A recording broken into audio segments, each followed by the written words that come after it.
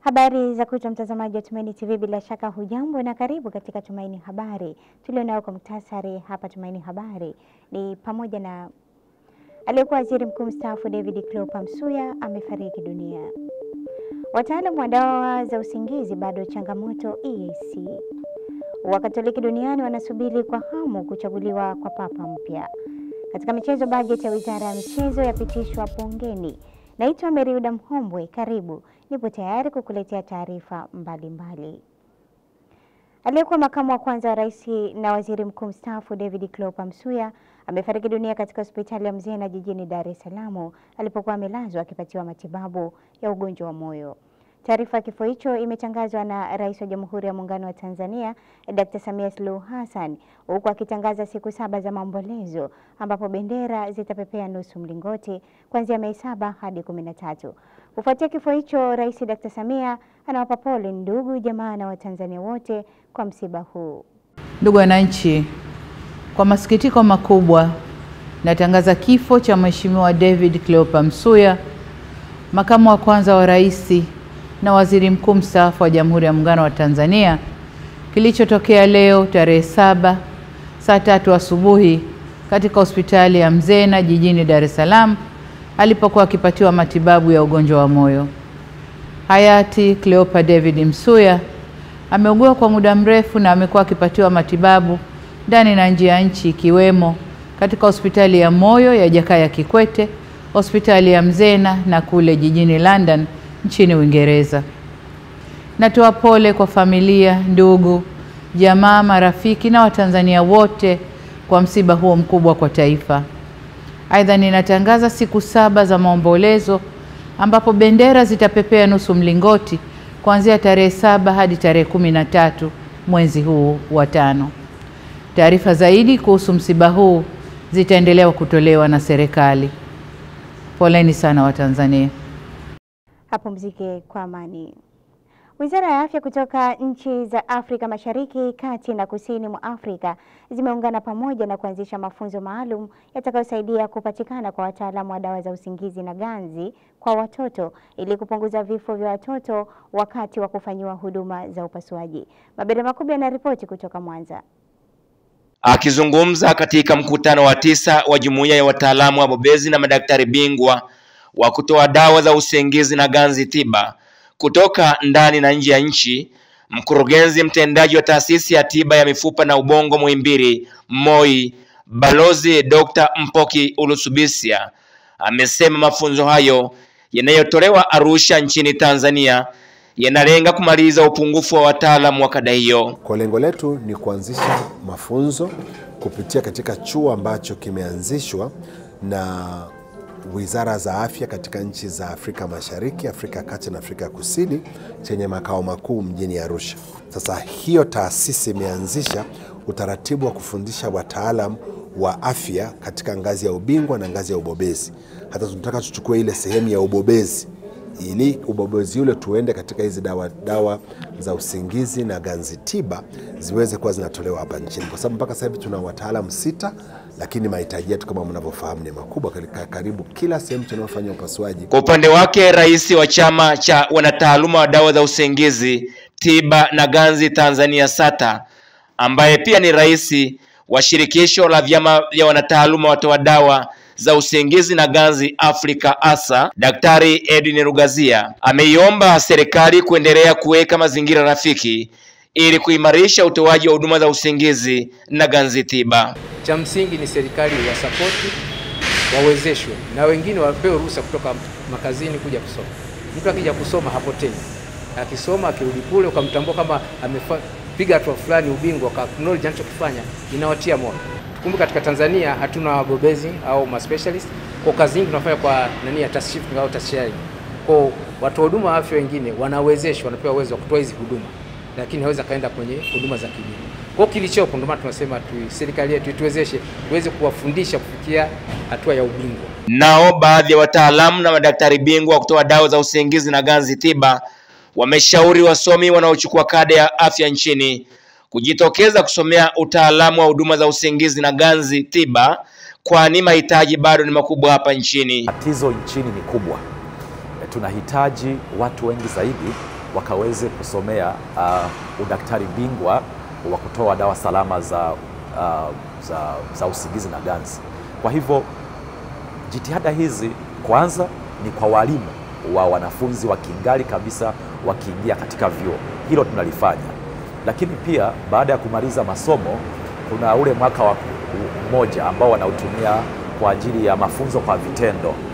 Hospitali nyingi zimeanza kuwa na utaratibu wa kuwachukua hawa madaktari ambao sasa wamemaliza miaka 5 kuanza kupita kwenye idara hii, idara ambayo pengine katika hospitali nyingi inakuwa imesahaulika, ya utoaji wa dawa za usingizi na ganzi. Tunafikiri tukiwaandaa mapema watafikiria na watakuwa tayari huko mbeleni sasa kusema acha nisisomee udaktari bingwa wa wanawake, nisisomee udaktari bingwa wa magonjwa ndani, acha sasa nikasomee udaktari bingwa wa dawa za usingizi na ganzi. Kada hii inapanuka hasa kwa sisi wanawake, tunaendelea kuongezeka, na napenda kuwatoa wito kwa wanawake, wadada, wadogo zangu ambao wanatamani kuwa kwenye kada ya afya. Ninawapa moyo wa kwamba anesthesia is a perfect, ni good kada ya afya ambayo kwa kweli kiutaalamu sisi tunaendesha maisha ya wagonjwa ndani ya vyumba vya upasuaji. Tanzania inatajwa kuwa na wataalamu wa dawa za usingizi na ganzi tiba zaidi ya 80, huku madaktari bingwa na bingwa bobezi wa kada hiyo waliopo nchini wakiwa ni 6 tu. Mabere Makubi, Tumaini Habari, Mwanza. Asante Makubi. Wananchi mkoani Morogoro wamehimizwa kuzingatia matumizi sahihi ya dawa ili kuepuka usugu unaweza kusababishwa na matumizi holela bila ushauri wa daktari. Mwandishi wetu anaripoti zaidi. Wito huo umetolewa mkoani Morogoro na mfamasia kutoka manispaa ya Morogoro, Adam Saidi, wakati akitoa elimu ya afya kuhusu matumizi sahihi ya dawa kwa waendesha bodaboda na bajaji Juwata, wafanyabiashara wa soko la Mawenzi pamoja na stendi ya mkoa wa Morogoro, ikiwa katika utekelezaji wa kampeni ya kuelimisha umma inayoratibiwa na Baraza la Famasia Tanzania kwa kushirikiana na elimu ya afya kwa umma. Ukitumia dawa, sio tu malaria, ukitumia dawa kwamba umeambiwa utumie labda kwa siku 5, kisha baada ya hapo ukaenda kupima ugonjwa ule ukaambiwa unao, kuna vitu viwili. Sawa? Aidha ile dawa ambayo umekunywa imeshindwa wewe kukutibu, labda ilikuwa iko chini ya kiwango na huko hataki kuingia sana, au wewe mwenyewe mwili wako umetengeneza usugu wa ile dawa. Kwa kuna vitu vile, lakini sisi tutadili na usugu wa ile dawa. Tutashumu kwamba huyu hii dawa haijamtibu, huenda mwili wake umetengeneza nini? Usugu. Kwa upande wake mfamasia msaidizi kutoka Baraza la Famasia Tanzania, Anatem, amesema ni muhimu kufanyiwa uchunguzi kwanza kabla ya kujinunulia dawa, huku akisisitiza kwenda kwenye maduka ya dawa yanayotambulika na Baraza la Famasia Tanzania. Sisi rasmi tumekuja kuelimisha juu ya matumizi sahihi ya dawa, lakini pia tumekuja kuasistizia. Sio kila duka mnaloenda kununua dawa linatambulika na mamlaka husika. Kwa uwepo wetu hapa leo hii ni kuambia pia, mnapoenda kununua dawa kwenye maduka ya dawa, hakikisheni yale maduka yamesajiliwa na Baraza la Famasi. Na baadhi ya wananchi mkoani Morogoro wamesema elimu ya afya imewasaidia kupata uelewa kuhusu matumizi sahihi ya dawa. Nashukuru kwa elimu tuliopewa. Tulio wengi tumenufaika kwa sababu tulikuwa hatujui. Ila kwa sasa hivi tunaweza tukawa pia washauri pia na wenzetu wa pembeni ambao hawajasikia elimu kama hii. Kwa kweli uongo zambi. Mimi mwenyewe nimenufaika pia. Nimejifunza kwamba tusikurupuke kwenda kununua dawa bila ya kupima. Sasa kwa hali hiyo kumbe nimekuta kwamba ndio maana unakuta hasa vijijini tunajaribu kutumia dawa za kununua bila mafanikio. Ni utekelezaji wa kampeni ya utoaji elimu kwa umma inayoratibiwa na Baraza la Famasia Tanzania. Taarifa inanipeleka Tanga ambapo elimu ya kupinga ukatili wa kijinsia kwa watoto inayotolewa na shule mbalimbali kupitia taasisi na mashirika mbalimbali inawasaidia wanafunzi kuwa na ujasiri wa kupaza sauti ya kukemea na kukataa vitendo hivyo kufanyika kwao na watu wanaowazunguka na kwenye jamii. Kwa taarifa zaidi tuungane naye Dominic Maro kutoka Tanga. Hayo yamebainishwa na baadhi ya walimu wakuu wa shule za sekondari wilaya ya Lushoto mkoa wa Tanga, akiwemo mwalimu John Tembo na mwalimu Jennifer Lawrence kwenye mahojiano maalum, wakieleza juu ya njia za kuwasaidia wanafunzi kupaza sauti katika kukataa vitendo vya kikatili. Kupitia hiyo wale watoto wameondoa hofu. Kwa hiyo wameturahisishia sisi kama walimu na walezi tunapoenda kukaa nao, tunapowaeleza kwamba tuwe mstari wa mbele kupinga ukatili hasa kwa watoto wa kiume. Wameshajitokeza baadhi ya wanafunzi ambao wao wanakuwa wana kitu kama kinaitwa peer groups. Hivi vikundi kunakuwa na leaders wao mmoja ambao huyu leader anakuwa na ujasiri na huyu ana impart, anaingiza ujasiri kwa wenzao kiasi kwamba wanakuwa wana kauli moja namna gani wataweza kuona viashiria vya ukatili na waripoti kwa utaratibu gani. Mpaka sasa kwa asilimia nyingi sana tunaona vimepungua, hata katika jamii zetu inayotuzunguka tunaona kabisa vile vitendo vimepungua, lakini ni kwa sababu ya kushirikiana na mashirika, lakini na kufundisha masuala mtambuka. Pia imewatengenezea uwezo pia wa kueleza pindi wanapokutana na changamoto za unyanyasaji wa kijinsia. Na hapa kaimu mkuu ofisi ya maendeleo ya jamii wilaya ya Lushoto Fortunata Metusela anaeleza njia za kuepusha mtoto kufanyiwa ukatili, ikiwemo ushirikiano wa wazazi na walezi katika kutoa haki msingi za watoto wao. Kwa mfano kuna masuala ya ukatili ambao unaweza kukuta kwamba ukatili mwingine unafanyika pale nyumbani. Kwa mtoto anahitaji kulindwa. Kwamba wanafamilia wanaoishi pale nyumbani, ukiona kama ni familia kubwa, anaishi mjomba, anaishi mtoto wa mjomba, kwa mtoto anatakiwa kulindwa ili kwamba mahali popote anapokuwa kunakuwa na usalama, sije akafanywa ukatili wa kingono na kuna ukatili wa kimwili, labda vipigo visivyokuwa na kipimo.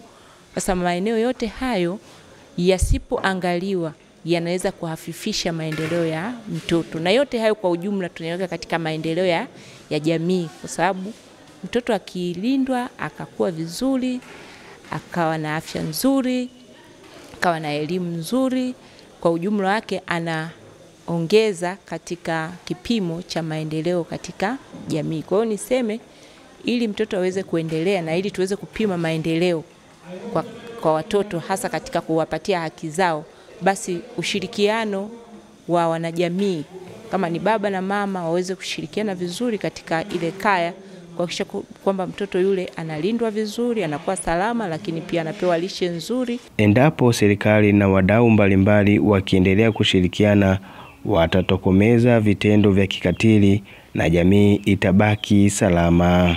Nikiripoti kutoka Tanga ni mimi Dominic Maro, Tumaini Habari. Asante Maro kutoka Tanga. Wakuu wa shule za msingi kata ya Dimani wilayani Kibiti na shule ya Dimani sekondari wameombwa kwenda kuandaa kikao na wazazi ili kujadili namna nzuri ya kuchangia mchango kwa ajili ya wanafunzi wa darasa la 7, kidato cha 2 na cha 4 ili kuhakikisha wanajikita katika masomo na kufaulu. Taarifa na Monica Msomba kutoka Pwani.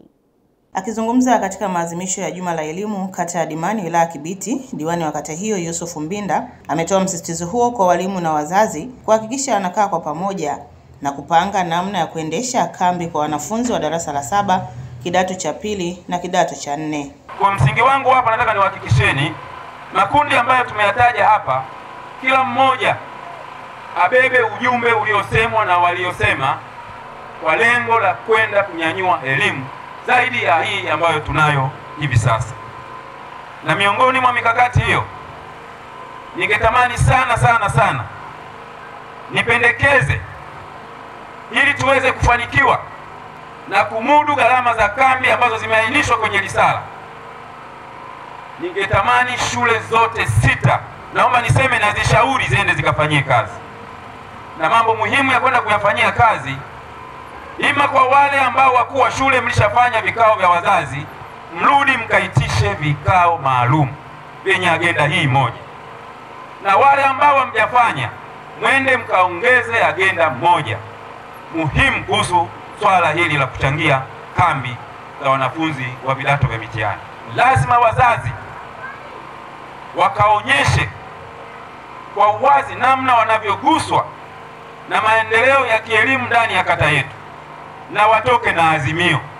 Aidha, nao baadhi ya wadau wa elimu wametoa maoni yao juu ya elimu kwa watoto wa Dimani ili waweze kusonga mbele. Kama tutashindwa kusomesha watoto wetu vizuri, watabaki mitaani, ndio wataingia kuwa panyarodi, ndio watakuwa ombaomba, na mwisho wa siku watakuwa waharifu. Lakini bila kuwa na kiongozi wa kuisukuma au kusimamia yale ambayo yanahitaji, basi maana yake unatwanga maji katika kinu.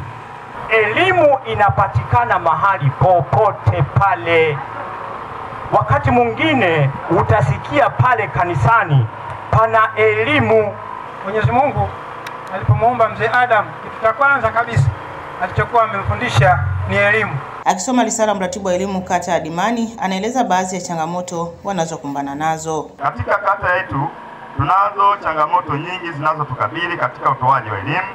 Baadhi ya changamoto hizo ni: moja, miundombinu ya madarasa na hasa ofisi za walimu ni chakavu, mfano shule ya msingi Mng'alu na Ngulakula. Pili, tunao upungufu mkubwa wa madarasa, mfano shule ya msingi Nyambangala na Kimbuga. Pamoja na mambo mengine, diwani wa kata hiyo ya Dimani Yusuf Mbinda amewaomba wadau mbalimbali kuweza kujitokeza na kusaidia elimu ya watoto ili waweze kupata elimu bora. Monica Msomba, Tumaini Habari, Pwani. Taarifa Monica inanipasa kuvuka maji mpaka kisiwani Pemba, ambapo wanafunzi waliohitimu mafunzo ya ujuzi wa teknolojia na digitali kisiwani Pemba wamehimizwa kuyatumia mafunzo hayo kwa kutafuta fursa kwenye mitandao ili kujiendeleza kimaisha. Taarifa kutoka Pemba inafafanua zaidi. Wito huo umetolewa na mkuu wa wilaya ya Chake Chake, Mgeni Khatibu Yahya, katika mahafali ya wanafunzi hao yaliyofanyika katika ukumbi wa Makonyo wa wiki kisiwani Pemba. Amesema kupitia mitandao ya kijamii kuna fursa nyingi kwa vijana kama watazitumia inavyotakiwa.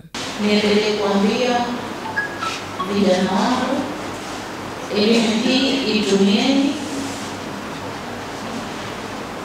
kwa ipasavyo kabisa. Mmepata elimu ya kutumia kompyuta, elimu ya kutumia internet. Tuendeleeni kwenda kuitumia elimu hii kwa malengo ambayo mwenyekiti wetu, wizara zetu tumekusudia. Tusende tukaitumia elimu hii kwa kuichafua serikali yetu. Kwa upande wake, mwenyekiti wa baraza la vijana wilaya ya Chake Chake, Fihimu Abdalla Mohdi, ameomba kupatiwa kituo maalumu cha ufundishaji wa teknolojia katika wilaya hiyo. Tungetamani sana na yeye mheshimiwa kwa wilaya kuletea kwa vituo vinavyotoa mafunzo ya kompyuta viwili tu ambavyo vinatoa msaada. Tungeomba serikali aidha kupitia wizara ya vijana au serikali kuu tuongezewe kituo maalum kingine kitachohusu ufundishaji wa mafunzo ya tehama kwa vijana wetu wa Chake Chake. Kwa sasa hatuna hiyo kituo cha moja kwa moja, bali tunatumia vituo vya wizara. Akisoma risala katika mahafali hayo, mmoja wa wahitimu hao, Mbaruk Mustafa Mbaruk, ameiomba serikali kuwapatia mkopo wa kuendeleza ujuzi wao. Kusaidiwa upatikanaji wa fedha rasmi ya shilingi milioni 10 za Tanzania kwa njia ya ruzuku ama mkopo kwa ajili ya kuweza kuanzisha mradi wetu unaoakisi ile elimu ambayo tumepatiwa ili kuweza kwenda sambamba na maneno ya baba wetu wa taifa hayati Julius Kambarage Nyerere isemayo, education is not a way to escape poverty, it is a way of fighting. Mafunzo hayo yametajwa kuwa ni mkombozi wa vijana ambao wameahidi kuyatumia kwa ajili ya kujiongezea kipato, kwani watayatumia kujiajiri wenyewe. Kutoka Pemba, taarifa hii imesomwa nami Eve Anthony Kazimoto, Tumaini Habari. Kuongezeka kwa kasi kwa idadi ya wakimbizi wa Sudani wanaovuka kuelekea mashariki mwa Chadi, wengi wao wakiwa ni wanawake na watoto waliochoka na kujeruhiwa na waliwasili katika wiki 2 zilizopita pekee. Wakimbizi wengi waliofika hivi karibuni wanaripoti kukumbwa na ghasia kubwa na ukiukwaji wa haki za kibinadamu ambao uliwalazimu kukimbia. Tupate simulizi zaidi. Wanaume wanauawa, wanawake na wasichana wanafanyiwa ukatili wa kijinsia, na nyumba zinachomwa moto. Safari za kutafuta usalama zilikuwa za hatari. Mara nyingi zilifanywa kwa siri, huku wakimbizi wakabiliwa na ujambazi kwenye vituo vya ukaguzi na vitisho vya mara kwa mara njiani. Wengi walifika Chad bila chochote, bila chakula, pesa au vitambulisho. Watu kadhaa walijeruhiwa, wakiwemo watoto na wanawake wazee. Wameripotiwa kuanguka kutoka katika magari wakati wa kutoroka ghasia. Tunaishi katika nyakati ngumu na utitiri wa watu. Baada ya kulipuliwa kwa kambi ya wakimbizi ya ndani ya Zamzam huko Darfur na Al-Fasha, tuna maelfu, mamia ya maelfu ya watu wanaohama ambao wamekuwa wakiishi Zamzam. Hatukutarajia wingi huu mkubwa wa watu. Inatisha hapa mpakani. Watoto wengi, watoto wasio na wazazi wanalia, kama mvulana wa miaka 14 ambaye tumekutana naye. Mvulana huyu wa miaka 9 ambaye analia hapa akitafuta wazazi wake. Kuna watu wengi wenye mahitaji maalum. Daktari aliniambia hivi punde kwamba kuna wanawake wengi wajawazito wanaonyonyesha ambao wanautapiamlo zaidi wanakuja sasa, wakizungumza kuhusu watu wanaokufa njiani kutoka Zamzam hadi kati ya Tawila na Tine. Wanakufa kwa njaa barabarani. Tathmini ya haraka ya ulinzi iliyofanywa na UNHCR na washirika wake inaonyesha kuwa 76% ya wakimbizi wapya waliowasili walikabiliwa na matukio ya unyang'anyi, wizi na unyanyasaji wa kingono. Licha ya juhudi za jumuiya na mamlaka za mitaa, uwezo wa kuchukua wahamiaji wapya umezidiwa sana. Chad tayari na wahifadhi wakimbizi milioni 1.3, wakiwemo wakimbizi wapya 794,000 kutoka Sudan tangu mzozo uanze zaidi ya miaka 2 iliyopita. Wakati nchi inaendelea kuonesha mshikamano wa ajabu katika kuwahifadhi wakimbizi, haiwezi kubeba mzigo huu peke yake. Rasilimali za kibinadamu kote nchini zimesalia kuwa chache sana, huku mahitaji yakiendelea kukua. Maji, makazi, afya, elimu na ulinzi vinahitajika.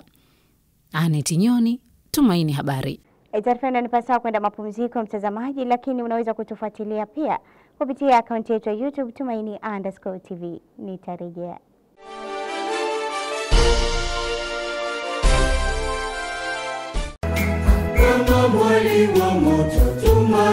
Askofu mkuu wa Jimbo Kuu Katoliki Dar es Salaam, Mhashamu Yuda Tadeus Ruwaichi, anapenda kualika waamini wote wa Jimbo Kuu Katoliki Dar es Salaam kuchangia jubilei ya miaka 100 ya seminari kuu ya Mtakatifu Paulo iliyopo Kipalapala, Jimbo Kuu Katoliki Tabora. Mchango huo utafanyika katika misa zote za Dominika tarehe 25 ya mwezi huu wa 5 katika parokia zote za Jimbo Kuu Katoliki Dar es Salaam. Seminari kuu ya Kipalapala ni seminari inayomilikiwa na Baraza la Maaskofu Katoliki Tanzania, na karibu nusu ya mapadri na mashemasi wa Jimbo Kuu Katoliki Dar es Salaam wamesoma huko, na hata sasa mafrateli wengi wanasoma huko Kipalapala wakijiandaa kuja kuhudumia wanajimbo kuu la Dar es Salaam kama mapadri. Mchango huo ni kwa ajili ya kuboresha miundombinu ya seminari, kuongeza majengo na kusaidia upatikanaji wa vifaa vya kujifunzia na vya kimalezi ili kukidhi idadi inayoongezeka ya waseminari wetu. Majimbo yote Tanzania yameombwa na Baraza la Maaskofu kuichangia seminari hiyo, na sasa ni zamu ya wanajimbo kuu Katoliki Dar es Salaam. Karibu tuunge mkono juhudi za Baraza la Maaskofu kuichangia seminari yetu kuu ya Kipalapala ili kuboresha mazingira ya kimalezi ya mapadri wetu wa kesho. Walio nje ya Dar es Salaam, mnaweza kuwasilisha michango yenu kwa kamati ya jubilei au kuwasiliana na mwenyekiti wa kamati ya jubilei Padri Theodatus Maramba kwa simu namba 0756 82 22 38. Watu wote mnakaribishwa. Kama mwali wa moto, tumaini langu linawaka.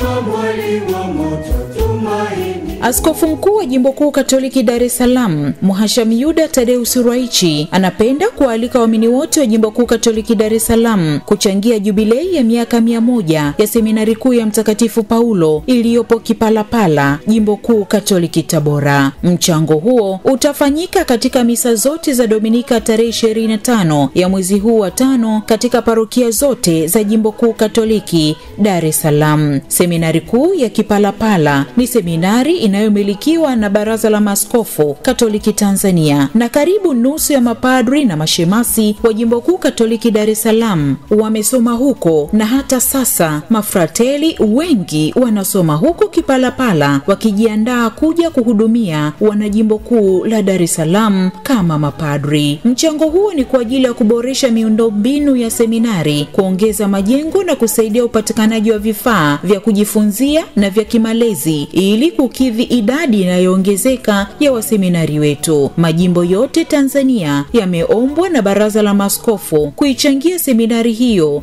na sasa ni zamu ya wanajimbo kuu Katoliki Dar es Salaam. Karibu tuunge mkono juhudi za Baraza la Maaskofu kuichangia seminari yetu kuu ya Kipalapala ili kuboresha mazingira ya kimalezi ya mapadri wetu wa kesho. Walio nje ya Dar es Salaam, mnaweza kuwasilisha michango yenu kwa kamati ya jubilei au kuwasiliana na mwenyekiti wa kamati ya jubilei Padri Theodatus Maramba kwa simu namba 0756 82 22 38. Watu wote mnakaribishwa. Kama mwali wa moto, tumaini langu linawaka.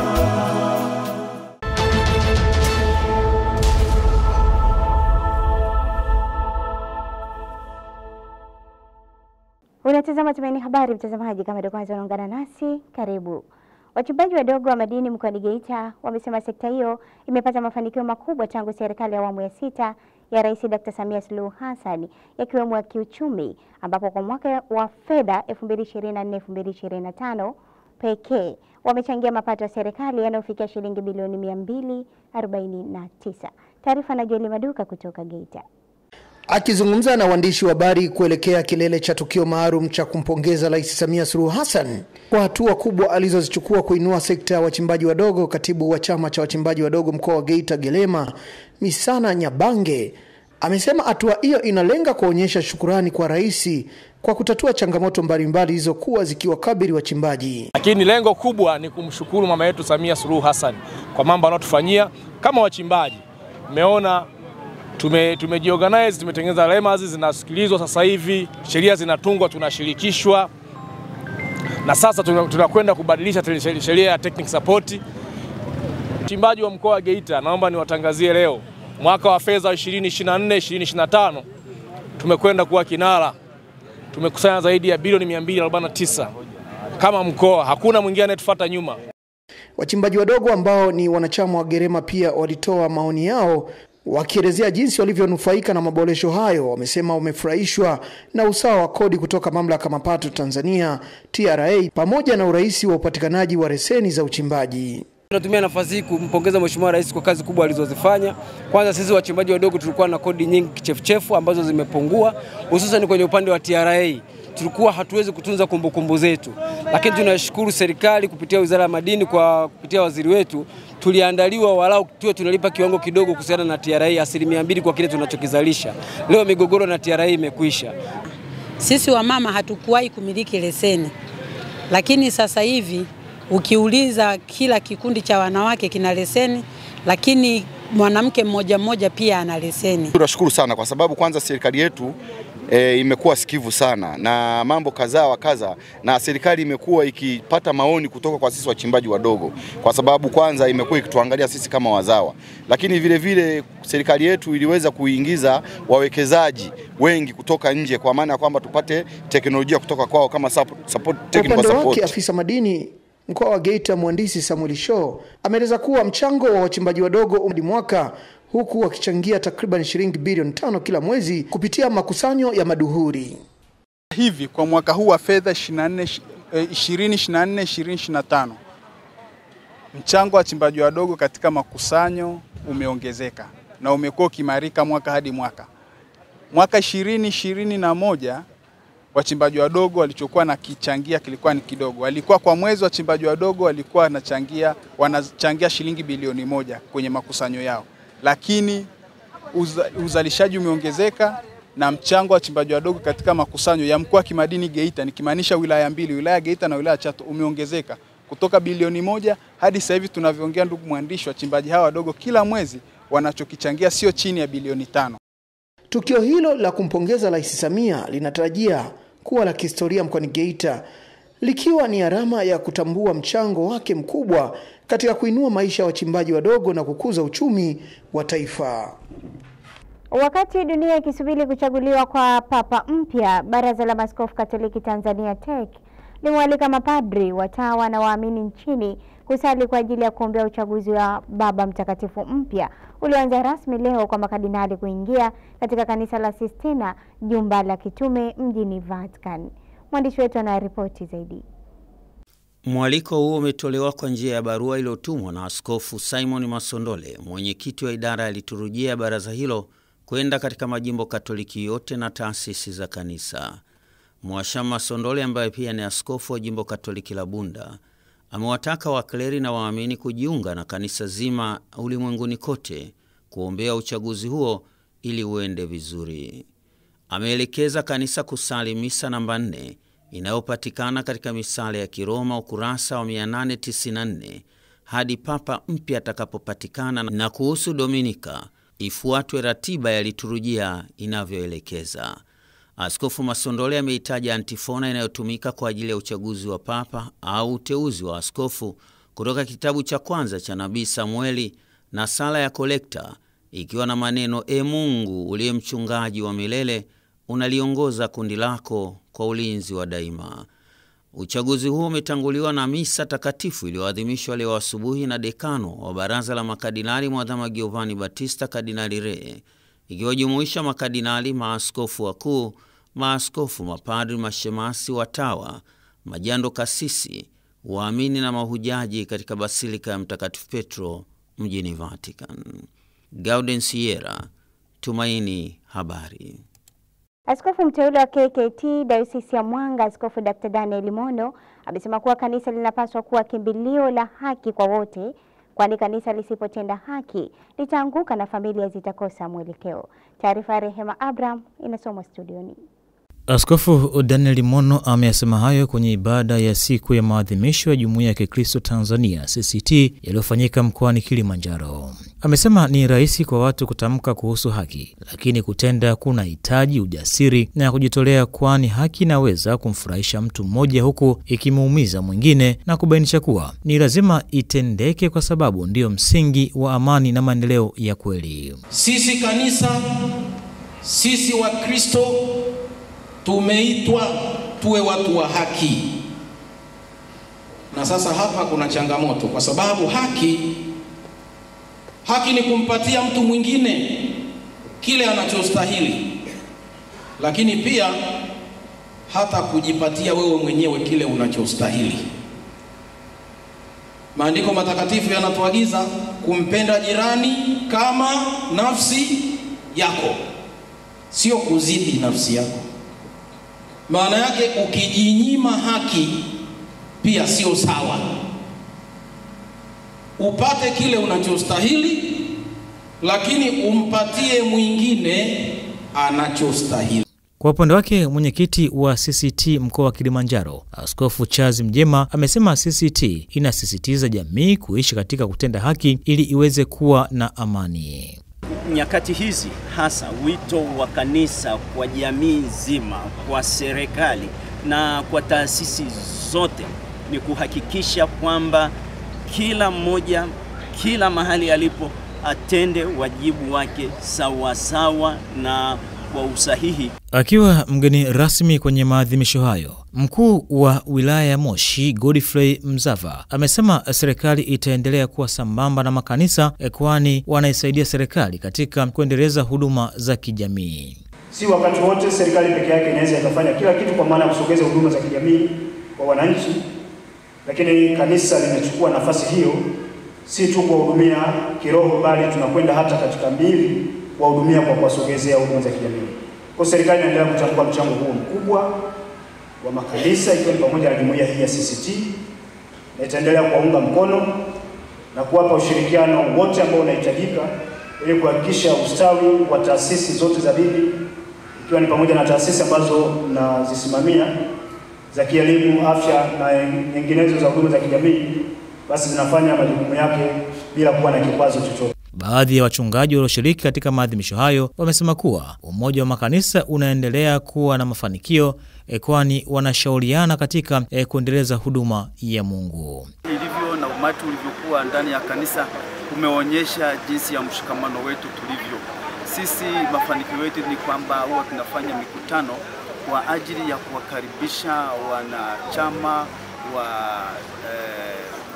ya jumuiya yetu ya CCT na kuongea nao na kuwatembelea katika sehemu mbalimbali, na hasa mafanikio ni jinsi wanavyoitikia wito huu wa kuwa pamoja.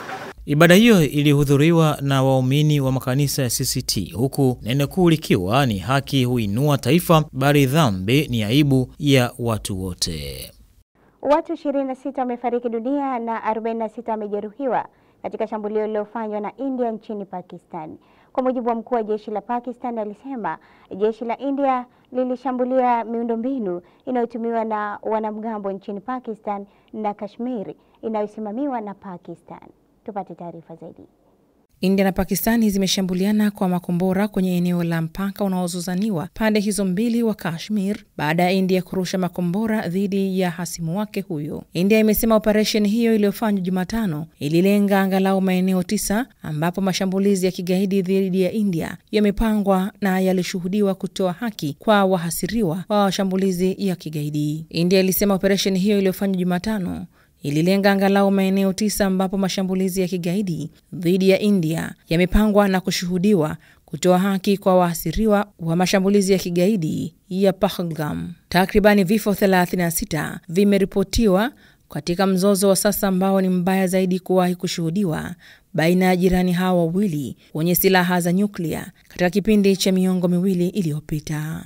Mkuu wa majeshi ya Pakistan amesema Jumatano kuwa raia 26 wameuawa katika mashambulizi ya India na watu wengine 46 wamejeruhiwa. Kwa upande wake, India imesema takribani watu 8 wameuawa kutokana na mashambulizi ya makombora ya Pakistan. Ndege 3 za kivita za India zilianguka Jumatano muda mfupi baada ya India kutangaza kuwa inapiga miundombinu ya kigaidi kuvuka mpaka nchini Pakistan. Waziri Mkuu wa Pakistan Shehbaz Sharif amelaani mashambulizi hayo ya anga na kusema nchi yake inayo haki ya kulipiza kisasi kwa hujuma hizo za India zinazotaja kuwa ni kitendo cha kivita. Sharif pia ameitisha mkutano wa dharura wa kamati ya usalama wa taifa katika mji mkuu wa Islamabad. Mkutano huo unafanyika Jumatano, utafuatiwa na hotuba kwa taifa. Katika hatua nyingine, viongozi wa nchi mbalimbali duniani wamezitaka India na Pakistan kujiepusha na kuongezeka kwa mzozo huo. China imeelezea wasiwasi wake kutokana na mashambulizi ya India nchini Pakistan na imezisihi nchi zote mbili kujizuia. Msemaji wa Wizara ya Mambo ya Nje ya China, Lin Jian, amesema nchi hizo zinapaswa kuzitanguliza mbele amani na utulivu na kuepuka kuchukua hatua itakayofanya hali kuwa ngumu zaidi. Antoni Kazimoto, Tumaini Habari. Taarifa hiyo inanipeleka makao makuu ya Kanisa Katoliki mjini Vatican, ambapo katika misa kabla ya uchaguzi wa Baba Mtakatifu mpya iliongozwa na Kardinali Dekano wa makardinali katika Kanisa Kuu la Vatican, abainisha kazi za kila mrithi wa Petro kwa kuzingatia amri mpya ya upendo. Wito kwa makardinali wapiga kura kuchagua kwa majukumu ya zaidi ya kibinadamu na ya kikanisa, kuepuka mawazo ya kibinafsi na kuangalia kwa manufaa ya kanisa na ubinadamu. Tupate undani wa taarifa hii. Nitamuinua kuhani mwaminifu atakayetenda sawasawa na haja za moyo wa Mungu. Ndiyo ilikuwa antifona ya wimbo wa ufunguzi iliyosindikiza maandamano marefu ambayo asubuhi ya leo Mei 7, 2025 iliwaona wakiingia makardinali wateule kwa upole kama kawaida katika Kanisa Kuu la Mtakatifu Petro mjini Vatican, iliyojaa waamini 5,000 wakati wa misa ya kabla ya kuchagua Papa wa Roma. Aliongoza misa hiyo katika madhabahu ya kukiri ni Kardinali Giovanni Battista Re, dekano wa baraza la makardinali, katika mahali pa ibada palipohifadhi mabaki ya Mtakatifu Petro, ambaye mrithi wake atapigiwa kura na makardinali 133 kati ya 220 kumpata papa wa 267. Jina lake bado limehifadhiwa katika moyo wa Bwana, lakini maombi na mtazamo wa ulimwengu yameelekezwa kwake. Kardinali Re katika homilia yake amesema, kwa kuomba msaada wa Roho Mtakatifu, kuomba mwanga wake na nguvu zake, ili papa ambaye kanisa na wanadamu wanahitaji katika hatua hii ngumu ya mabadiliko katika historia aweze kuchaguliwa. Kusali na kumuomba Roho Mtakatifu ndio mtazamo pekee sahihi na haki, huku makardinali wateule wakijiandaa kwa tendo la uwajibikaji wa juu kabisa wa kibinadamu na kanisa, na kwa uchaguzi wa muhimu wa kipekee. Makardinali wateule watapiga kura yao katika kanisa la Sistina kama katiba ya kitume inavyoeleza. Kardinali Re akatoa mwito kwa waumini kusali ili Mwenyezi Mungu aweze kulijalia kanisa papa ambaye anajua zaidi kuamsha dhamiri za watu wote na nguvu za kimaadili na kiroho katika jamii ya leo yenye sifa ya maendeleo makubwa ya kiteknolojia, lakini ambayo inaelekea kumsahau Mungu. Ulimwengu wa leo unatarajia mengi kutoka kwa kanisa, kulinda zile tunu msingi za kibinadamu na za kiroho, ambapo pasipo hizo kuishi pamoja kwa binadamu kutakuwa bora au kuzaa mema kwa vizazi vijavyo. Ratiba ya uchaguzi inaonyesha kuwa Alhamisi hii Mei 8 saa 1:45 asubuhi, makardinali watatoka katika nyumba ya Mtakatifu Marta hadi jumba kuu la kitume, ambapo saa 2:15 asubuhi kutakuwa na misa takatifu na masifu katika kanisa cha Mtakatifu Paulina. Kuanzia saa 3:15 asubuhi kutakuwa na masifu katika kanisa cha Sistina na kuanza kupiga kura, ambapo moshi mweupe unatarajiwa baada ya saa 4:30 asubuhi na baada ya saa 6 kamili mchana saa za Italia. Saa 6:30 mchana makardinali watarejea tena kwenye nyumba ya Mtakatifu Marta kwa chakula cha mchana, na saa 9:45 alasiri kuelekea jumba la kitume na kupiga kura kuanzia saa 10:30 jioni. Imeelezwa kuwa moshi mweupe unaweza kuonekana baada ya saa 11:30 jioni na ndani ya saa 1 kamili usiku saa za Italia. Baada ya kura kutakuwa na masifu ya jioni katika kikanisa cha Sistina na saa 1:30 jioni kurejea katika nyumba ya Mtakatifu Marta. Sista Salvina Makonde, Tumaini Habari. Taarifa kutoka Vatican inanipasa kwenda mapumziko, nikirejea ni wasaa wa biashara na uchumi.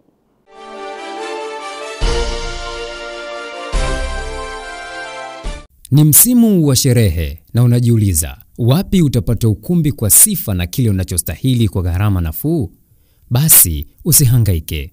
Maranta Hall iliyopo Msimbazi Center jijini Dar es Salaam ndio jibu lako. Ni ukumbi wa kisasa wenye usalama mkubwa, mandhari ya kuvutia na nafasi kubwa ya maegesho ya magari ya wageni wote.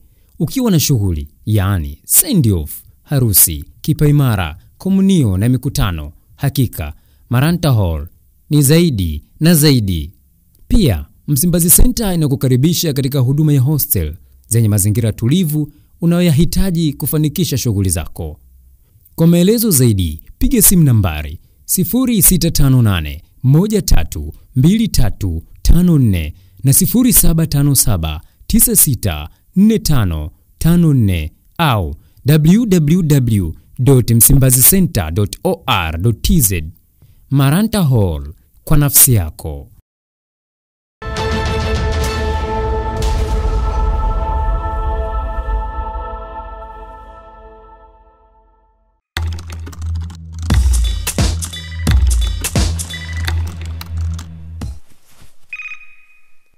Na mtazamaji, ni wasaa wa habari za biashara na uchumi, na mara tupate taarifa za ubadilishwaji wa fedha za kigeni dhidi ya shilingi ya Tanzania, na hii ni kwa mujibu wa Benki Kuu ya Tanzania BOT.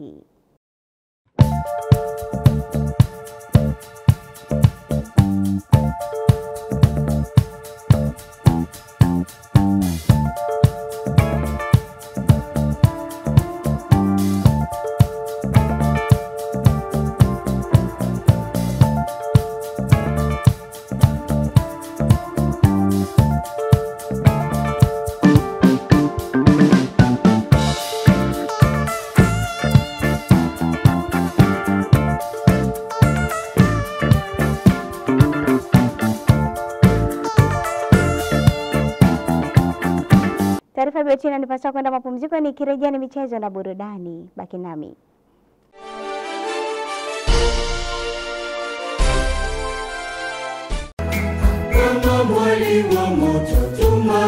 Askofu mkuu wa Jimbo Kuu Katoliki Dar es Salaam, Mhashamu Yuda Tadeus Ruwaichi, anapenda kualika waamini wote wa Jimbo Kuu Katoliki Dar es Salaam kuchangia jubilei ya miaka 100 ya seminari kuu ya Mtakatifu Paulo iliyopo Kipalapala, Jimbo Kuu Katoliki Tabora. Mchango huo utafanyika katika misa zote za Dominika tarehe 25 ya mwezi huu wa 5 katika parokia zote za Jimbo Kuu Katoliki Dar es Salaam. Seminari kuu ya Kipalapala ni seminari inayomilikiwa na Baraza la Maaskofu Katoliki Tanzania, na karibu nusu ya mapadri na mashemasi wa Jimbo Kuu Katoliki Dar es Salaam wamesoma huko, na hata sasa mafrateli wengi wanasoma huko Kipalapala wakijiandaa kuja kuhudumia wanajimbo kuu la Dar es Salaam kama mapadri. Mchango huo ni kwa ajili ya kuboresha miundombinu ya seminari, kuongeza majengo na kusaidia upatikanaji wa vifaa vya kujifunzia na vya kimalezi ili kukidhi idadi inayoongezeka ya waseminari wetu. Majimbo yote Tanzania yameombwa na Baraza la Maaskofu kuichangia seminari hiyo, na sasa ni zamu ya wanajimbo kuu Katoliki Dar es Salaam. Karibu tuunge mkono juhudi za Baraza la Maaskofu kuichangia seminari yetu kuu ya Kipalapala ili kuboresha mazingira ya kimalezi ya mapadri wetu wa kesho. Walio nje ya Dar es Salaam, mnaweza kuwasilisha michango yenu kwa kamati ya jubilei au kuwasiliana na mwenyekiti wa kamati ya jubilei Padri Theodatus Maramba kwa simu namba 0756 82 22 38. Watu wote mnakaribishwa. Kama mwali wa moto, tumaini langu linawaka.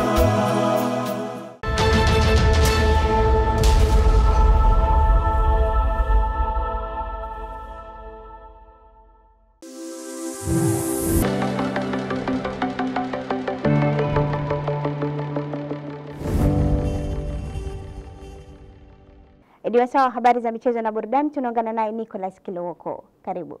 Naam, shukrani sana Mary. Kwenye habari za michezo tuanzie na taarifa yao pale bungeni ambako waziri wa habari, utamaduni, sanaa na michezo Mheshimiwa Paramagamba Kabudi amewasilisha bungeni makadirio ya mapato na matumizi ya wizara yake kwa mwaka wa fedha 2025-26 jijini Dodoma pale. Aidha, Kabudi ameliomba bunge lipitisha bajeti ya jumla ya shilingi bilioni 519.66. Mheshimiwa Rais amekuwa akihamasisha timu zetu za taifa na vilabu vyetu kufanya vizuri katika mashindano ya kimataifa kwa kuwazawadia kila goli lililofungwa katika mashindano ya kimataifa. Ni wazi kuwa mchango wa Mheshimiwa Rais ndio chachu ya mafanikio na timu zetu za taifa na vilabu vyetu katika mashindano mbalimbali ya kimataifa, ambapo kwa mara ya kwanza baada ya miaka 30 jumla ya timu 6 za taifa zimeweza kufuzu katika mashindano makubwa, ambapo Tanzania kama mwenyeji imefuzu katika kombe la mataifa ya Afrika AFCON 27 na CHAN 24. Timu ya taifa ya wanawake imefuzu katika mashindano ya kombe la mataifa ya Afrika la wanawake, yani CAF, yani WAFCON, yatakayofanyika nchini Morocco. Timu ya taifa ya vijana chini ya umri wa miaka 17 Serengeti Boys ilifuzu kucheza fainali za kombe la mataifa ya Afrika kwa vijana AFCON under 17. Timu ya vijana wa umri ya chini ya miaka 20 imefuzu kwa mashindano ya AFCON 2025. Timu ya mpira wa miguu imefanikiwa kufuzu katika mashindano ya AFCON 2024, na timu ya taifa ya wanawake ya futsal imefanikiwa kufuzu katika fainali za AFCON, yani Women Futsal Cup of Nations 2025. Mheshimiwa Naibu Spika, nitumie fursa hii kuipongeza klabu ya Simba kwa mafanikio makubwa walioyapata kwa kufanikiwa katika hatua ya fainali ya kombe la shirikisho barani Afrika. Mafanikio haya si tu yanatoa heshima kwa klabu hiyo, bali yanaitangaza nchi yetu katika ramani ya soka la kimataifa. Kupitia mafanikio haya, Simba imeweza kushika nafasi ya 4 kati ya vilabu bora barani Afrika, jambo ambalo ni fahari kwa nchi yetu. Pia nitoe pongezi kwa mwanariadha mashuhuri na shupavu Alphonse Felix Simbu, ambaye hivi karibuni alipeperusha vema bendera ya Tanzania kimataifa kwa kushika nafasi ya 2 katika mashindano ya mbio za Boston, Marekani, zilizofanyika nchini Marekani tarehe 21 Aprili 2025. Naam, hayo ni kwenye upande mzima wa bungeni pale, ambapo pia kwenye mchezo wa klabu ya soka ya Simba dhidi ya Pamba Jiji, maandalizi yote yamekamilika, kwa pia mchezo huo ukitarajiwa kupigwa Mei 8 mwaka huu, na makocha wa pande zote mbili wamepata nafasi ya kuzungumza kuhusiana na vikosi vyao namna ambavyo vimejiandaa.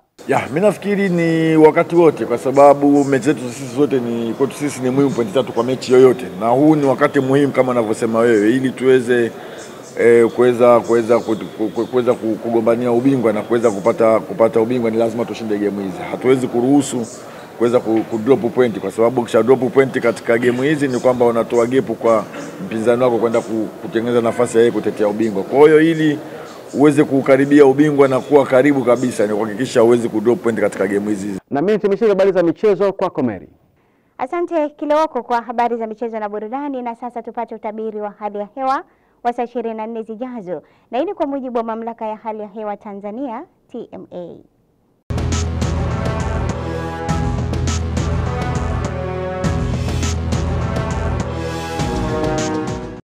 Habari za wakati huu na karibu katika utabiri wa hali ya hewa ambao ni wa saa 24 zijazo.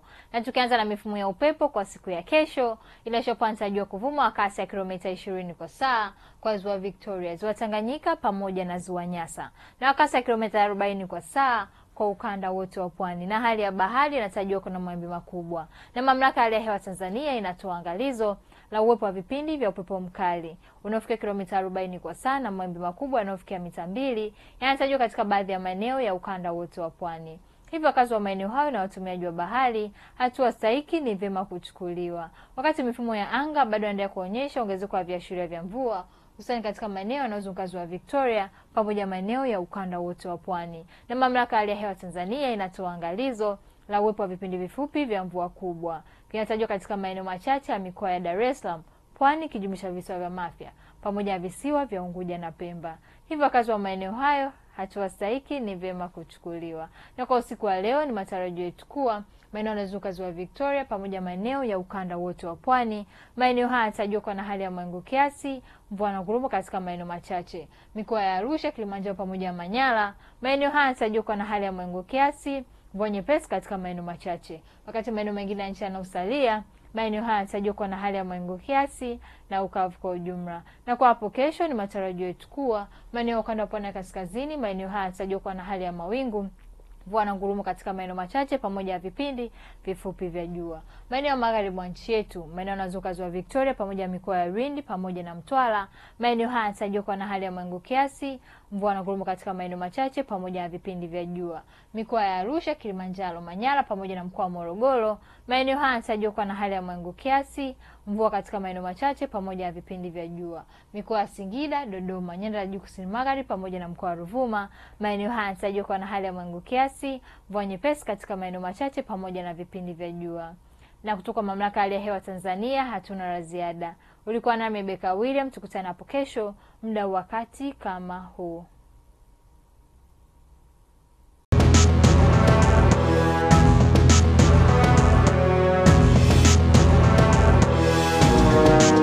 Taarifa TMA inatamatisha Tumaini Habari. Shukrani kwa dawati la habari na wote waliohusika kuandaa taarifa hii. Naitwa Meriuda Mhombwe. Asante. Nikutakia usiku mwema.